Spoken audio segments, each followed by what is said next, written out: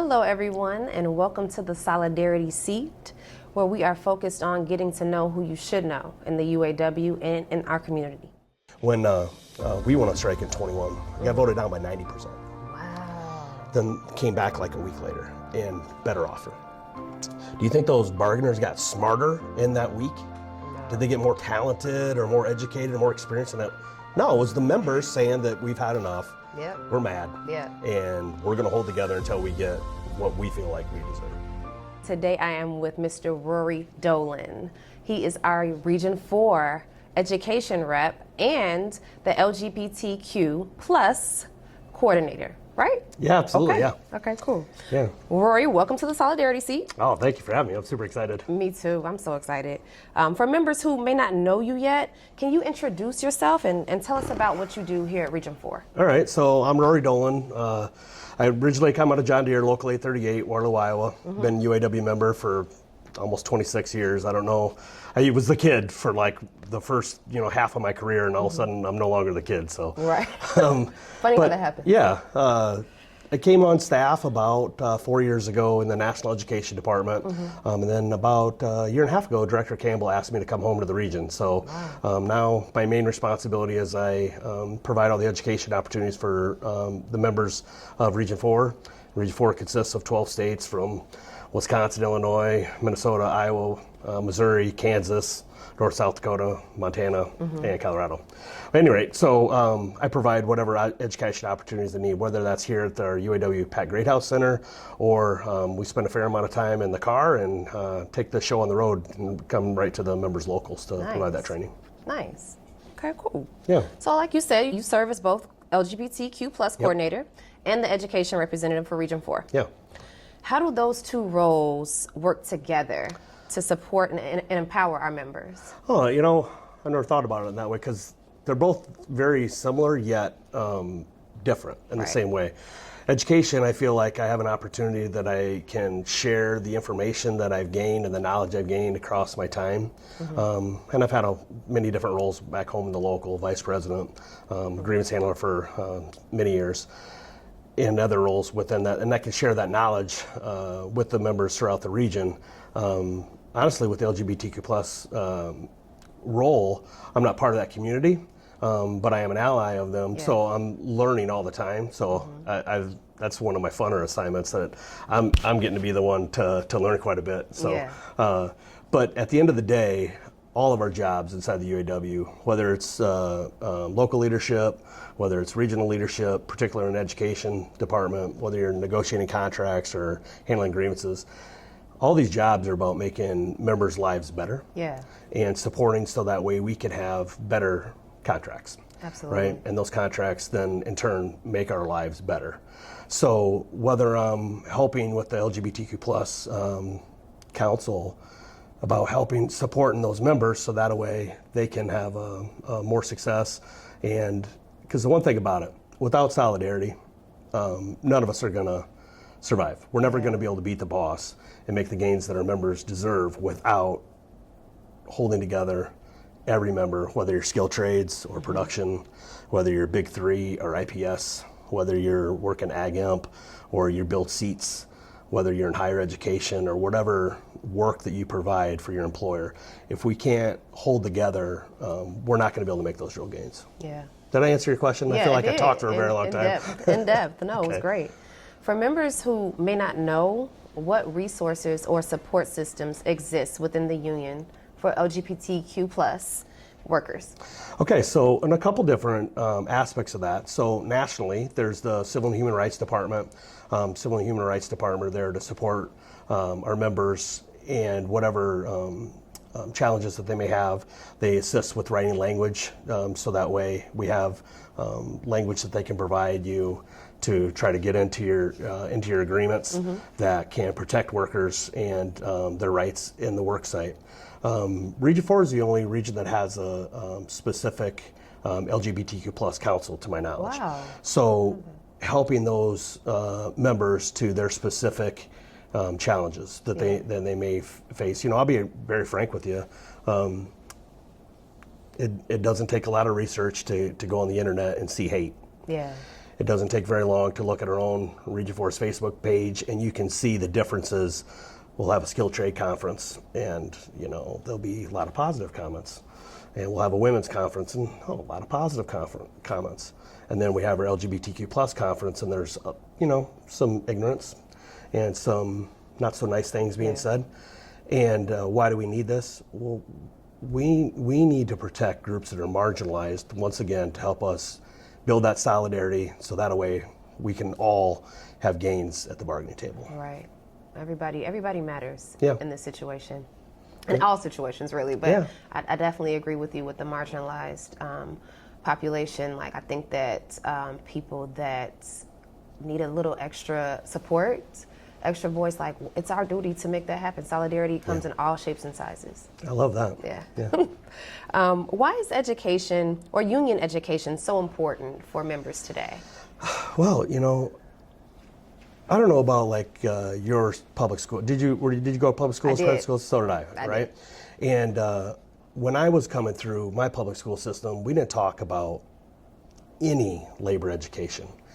Same. If you watch PBS today or you watch movies, it's movies like The Irishman about Jimmy Hoffa, but many people, they don't know like the basic core labor history in this country of Walter Reuther and his brothers.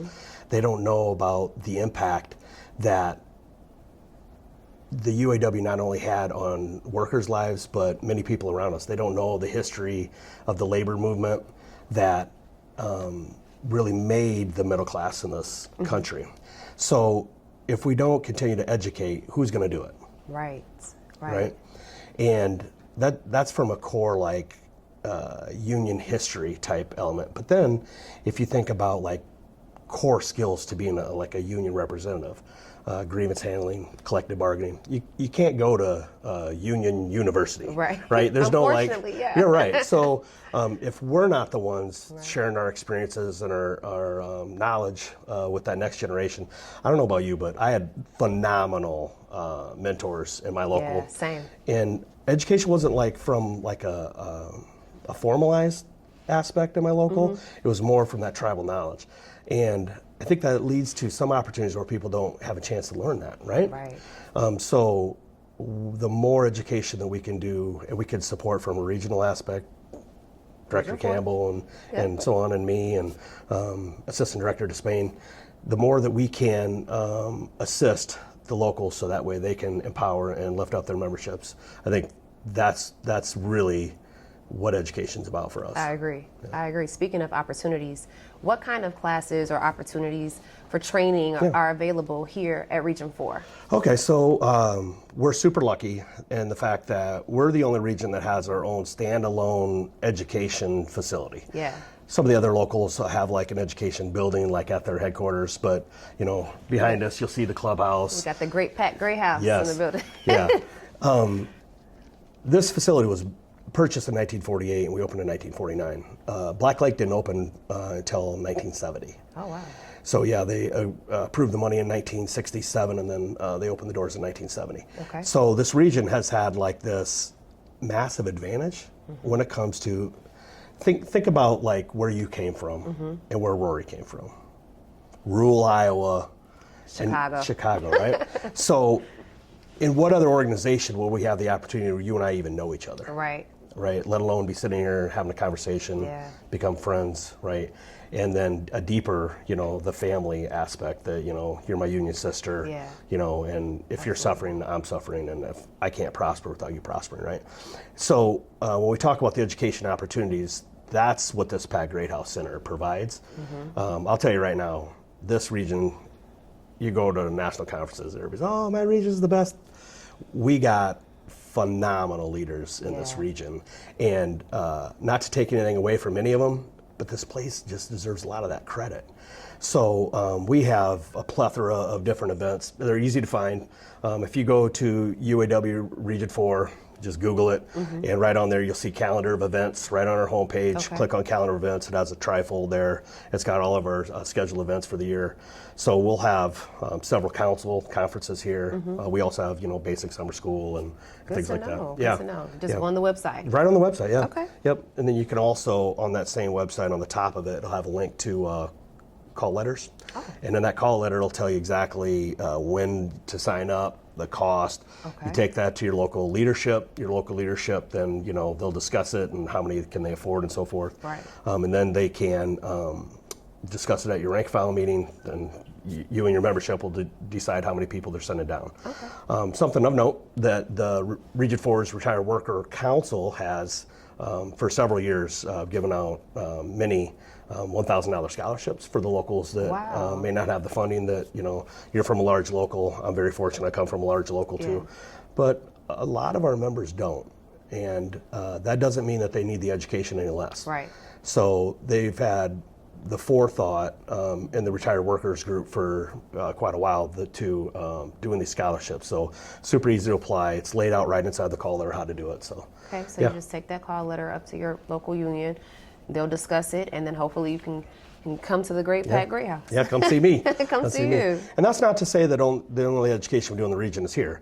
If there's a need, we just did a local on Sunday. Brett Schwann and I did a class. We're going to the Moose Lodge up in Mendota on Thursday to do a class. So we take the show on the road early and often. So we're here to meet the needs of the membership. Yeah. Okay, great. So for someone who has never taken a union class before, what would you say to encourage them to get involved? Well, I think that there's this, oftentimes, a member gets hired, they come in, they may or may not know anything about a union before they started there. And they have this vision that the union are these little like army men. They're going to get dropped out of an airplane and they're going to come down and save the day, right? That's not what a union is. A union is you. Right. Union's me. It's us, right? And I try to encourage members to learn how to participate in their union, whether it's knowing how to the Roberts rules, so they know how to participate in a rank and file meeting, they know how to make a motion, they know how to, do the maintenance of the union, whether it's learning law. So the cool thing about our union is there's something for everybody. Right. Yeah. That if you're a nerd like I am and you like history, man, you can nerd out with that. And you might find a standing committee that is your jam that you want to really get involved in. If you're like a lawyer type, you might find that you want to be a grievance handler. Right. You want to get in there and you want to mix it up with the boss.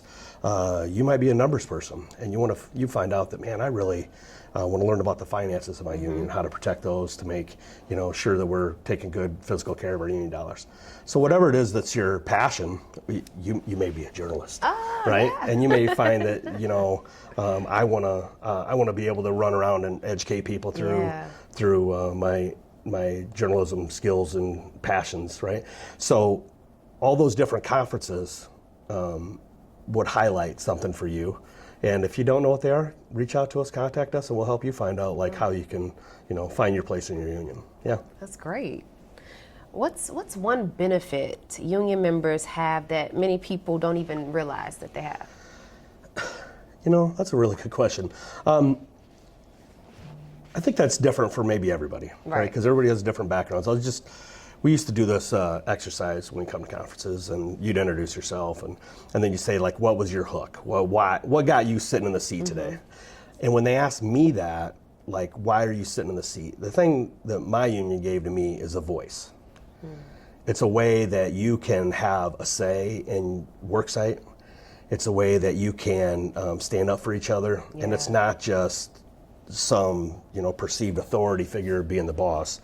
That they're the end all be all, and with that voice we can make like real change. Yes, right? Yes, absolutely. Yeah, so I think that's what that the biggest, obviously statistics will bear out that union members make more money, they have better benefits, they're able to retire with dignity, all those type of things bear out in between union members and non-union members, but those are all important, but to me, the most important advantage of it being in a union is having a voice.